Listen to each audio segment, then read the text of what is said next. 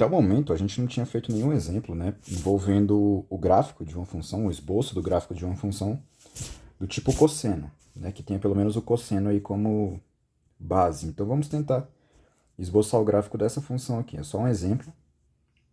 E a gente vai ver que muita coisa não muda, tá? Com relação à função seno, que era a função que a gente tinha trabalhado até então, né? Então, sei lá, 7 vezes cosseno de 2 vezes x. Tá? A gente vai ver que boa parte do nosso trabalho aqui é exatamente o mesmo, então não tem tanta novidade assim pra gente lidar, beleza? A gente, desculpa, a gente começa assim. Então, o nosso primeiro passo consistia em determinar aquelas duas características que vão, digamos, deformar um pouquinho o gráfico da função. Né? São elas a amplitude e o período, beleza? A amplitude a gente está chamando de A e o período de P, tá? A amplitude, assim como na função seno, aqui na função cosseno também vai ser dada na função logo de cara, beleza? Ela é esse valor que multiplica a função aqui por fora, tá? Nesse caso aqui desse exemplo, 7. Então a amplitude ela vale 7, tá? Ela já informa pra gente que pelo menos a imagem dessa função, que a gente chama de imagem, né, de f, ela vai do menos 7 até o 7. Tá? Menos 7 é o menor valor que essa função assume e 7 é o maior valor que ela assume. Beleza? Claro que ela fica oscilando, né? Entre esses dois valores, ela passa pelo zero ali, ela tem várias raízes no meio do caminho, mas são os dois extremos, digamos assim, da função. Tá? E com relação ao período, a gente vai calcular daquela mesma maneira. Tá? A gente precisa desse valor aqui, que a gente chama de C, é um pequeno parâmetro, né, que a gente chama de C. É sempre esse valor que aparece multiplicando x lá dentro do parênteses. E a gente faz a pequena conta aqui, 2π sobre o módulo de C, para calcular o período. Beleza? Então vamos lá, o 2π dividido pelo módulo de C, nesse caso o módulo de 2, porque nessa função esse parâmetro C vale 2. Tá? A gente está substituindo o valor, agora a gente vai começar a fazer a conta. Lembrando, o módulo entrega para a gente o valor positivo. Tá? Então tem que sair daqui de dentro o número 2 positivo. Ele já era positivo mesmo, né? Mas eu estou sendo um pouquinho rigoroso aqui com relação ao uso do módulo. Né? Para o caso de você encontrar aí uma função em que o módulo apareça, ou em que o C seja um número negativo, você saiba que com certeza você tem que tirá-lo de dentro do módulo positivo. Beleza? Mas vamos lá então. 2π dividido por 2. Tá? O que, que a gente faz aqui? Né? A gente, sempre que tiver a oportunidade de simplificar, a gente simplifica. Tá? Simplificar significa dividir em cima e embaixo pelo mesmo valor. Nesse caso, como a gente tem o 2 em cima e embaixo, a gente vai fazer uma divisão imediata. Tá? E vai fazê-los sumir daí, beleza? Então sobra só o π aqui em cima mesmo. Tá? Na verdade, seria 1 vezes π sobre 1. Só que esse 1, tanto na multiplicação quanto na divisão, a gente omite para não carregar muito a nossa conta. Tá? Mas a gente sabe que ele existe aí. Então pronto, a gente sabe aqui que a amplitude vale 7. A amplitude dá uma noção de quanto o gráfico está esticado na vertical, beleza? E o período vale π. Ele dá uma noção de quanto o gráfico está esticado, ou nesse caso aqui ele vai estar um pouquinho espremido, né? Na horizontal, beleza? Mas daqui a pouco a gente trabalha com isso aí.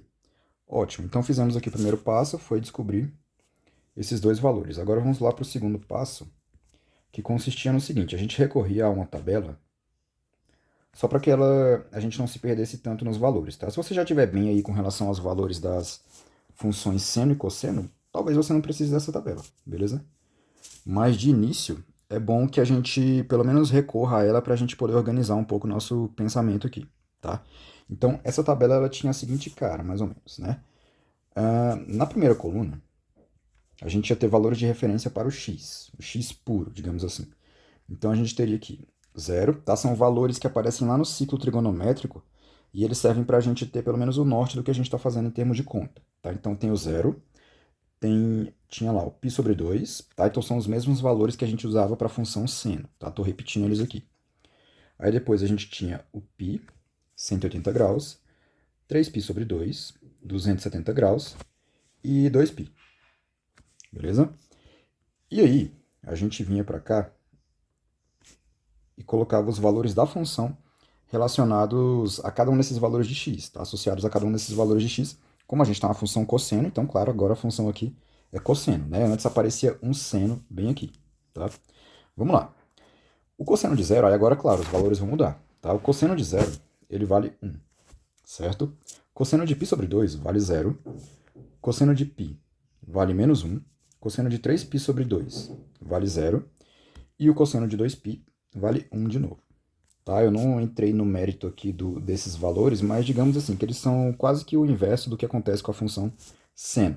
Tá? Onde você tinha o zero lá, você acaba tendo 1 aqui, ou menos 1. E onde você tinha 1 lá, você acaba tendo 0 aqui. Beleza? Então a gente tem aqui na função cosseno. Começa com 1, então 1, 0, menos 1, 0, e termina no 1. Tá? A gente vai alternando valores, lembrando que esse 1 aqui do meio ele tem esse sinal negativo. Beleza? Isso aqui vem lá do ciclo trigonométrico.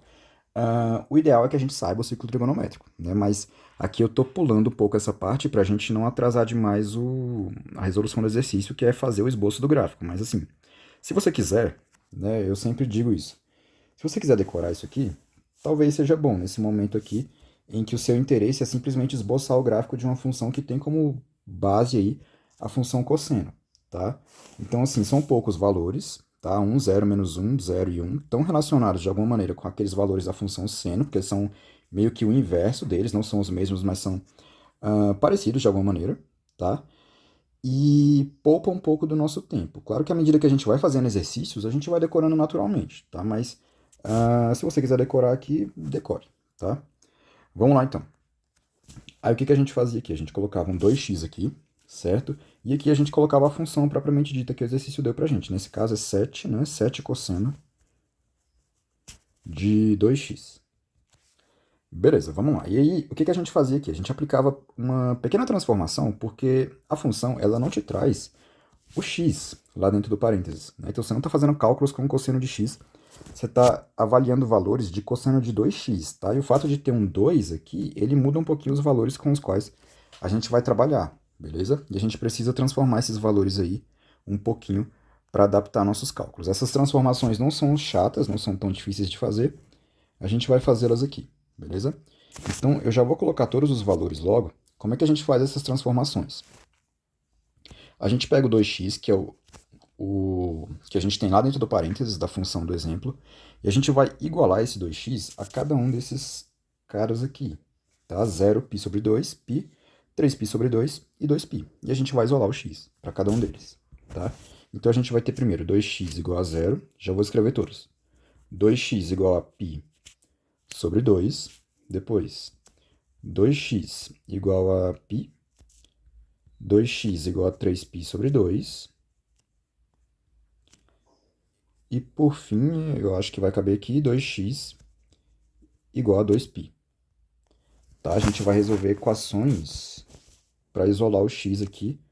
São equações simples, porque só envolvem mesmo aqui isolar o 2x, para esse exemplo, então a gente não deve demorar tanto com isso. Tá? Então, vamos resolver cada uma dessas equações aqui e ver que valores essa função, ou esse 2x, transforma aqui, cada um desses ângulos, né? Vamos lá, então. Para o primeiro aqui, 2x igual a 0. Tá? Esse 2 que está multiplicando aqui do lado esquerdo, ele tem que passar para o outro lado dividindo, certo? Então a gente vai deixar o x sozinho aqui do lado esquerdo e vai passar o 2 lá para baixo dividindo, tá? Sempre que você tem o zero dividido por algum número, o resultado é zero, tá? Então o primeiro valor que vai aparecer aqui para a gente nessa coluna é o zero. Vamos para o próximo. A gente tem aqui de novo 2x multiplicando, ele sempre vai descer dividindo lá para o outro lado da equação, e a gente vai deixar o x sozinho aqui de novo, tá? Passando 2, dividindo lá para o outro lado. Só que, olha só, a gente já tinha um 2 aqui, tá? O original aí do π sobre 2, e agora a gente tem um outro 2 que passou dividindo, então ele vai grudar com esse 2 aqui, que já era do π sobre 2, por meio de uma multiplicação, beleza? Ele passa dividindo, ele vai ficar multiplicando com quem já estava lá embaixo no denominador, tá? E aí a gente faz aquela multiplicação, então vou repetir o π, e 2 vezes 2 dá 4, beleza? Então o segundo valor que tem que aparecer aqui, correspondendo ao π sobre 2, agora é o π sobre 4. Essa é a transformação que esse 2x causa no π sobre 2. Vamos para o próximo. O próximo aqui, 2x igual a π, a gente joga o 2 dividindo lá para o lado direito, então a gente vai ter x igual a π sobre 2, simplesmente. Tá? Então só tem o 2 lá embaixo, né? Tinha um 1 aqui embaixo originalmente, não está aparecendo. beleza? Então fica π sobre 2 mesmo, tá? Então, o outro valor que aparece aqui, π sobre 2, terceiro valor. O quarto aqui, penúltimo. O 2 desce dividindo, e a gente deixa o x sozinho aqui fazendo o seguinte. 3π sobre 2 já era a conta original, era o valor original que a gente tinha, o ângulo original. E agora, esse 2 que estava lá em cima, ele vai aqui para baixo, também dividindo. Tá? Ele aparece ali dividindo, e ele vai grudar com esse 2 do 3π sobre 2 por meio de uma multiplicação. E a gente faz essa continha aqui. Vou repetir o 3π lá em cima, a gente não vai mexer com ele, por enquanto. E lá embaixo, 2 vezes 2 dá 4. Tá? Então, 3π sobre 2 ele acaba virando um 3π sobre 4 nessa nossa função aqui. E por fim, 2 vezes x igual a 2π. Tá? Aqui a gente vai utilizar um atalho nosso aqui, né, clássico, que é o seguinte. Você tem o mesmo número aqui, do lado esquerdo e do lado direito da equação, e a mesma operação. Ele está multiplicando aqui e ele também está multiplicando aqui. Tá? Então a gente está autorizado a simplificá-los, né, que é o que a gente chama de cortar, beleza? E aí sobra aqui do lado esquerdo só o x, o 2 sumiu, e do lado direito só o π, o 2 sumiu também dali, beleza? Então, aqui, ó, você vai ter somente o π, beleza? Tá? Então fica aquele 2π lá original, ele vira um π agora aqui quando a gente faz a nossa transformação, certo? Vamos lá então substituir aqui alguns valores. Olha só, a gente tinha aqui determinados valores para o cosseno de x, a função base, né? A função pura, aí, beleza? A gente viu aqui que a gente tinha 1, 0, menos 1, 0 e 1, tá? A princípio, vamos repetir esses valores aqui, então vamos reescrevê-los, tá? Então a gente tem aqui 1, 0, tentar deixar mais ou menos aqui na mesma linha, menos 1, o 0 de novo, perdão, aqui não, espera aí, esse 0 é relacionado ao 3π sobre 2, então eu vou colocar ele aqui, 0, e a gente tinha o 1 aqui, tá? Só que essa função, ela entrega pra gente uma amplitude igual a 7, e essa amplitude igual a 7, ela influencia esses valores aqui que ela vai assumir, tá? Ela vai esticar aí um pouquinho esses valores, quando eles não forem nulos, né? Quando não for 0. Então a gente vai ter que multiplicar o 7 por cada um desses valores aqui. Então, 7 vezes 0, 7 vezes 1 menos 1.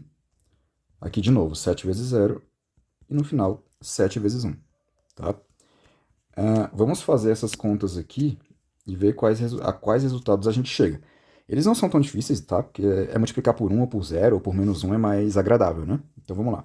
7 vezes 1, 7. 7 vezes 0, 0. 7 vezes menos 1 tem que dar menos 7, tá? Lembrando, o 7 aqui é positivo. Na multiplicação, mais com menos dá menos. E aí você multiplica o 7 vezes 1, dá o próprio 7. Né? 7 vezes 0 dá 0 de novo. E 7 vezes 1 vai dar 7, né?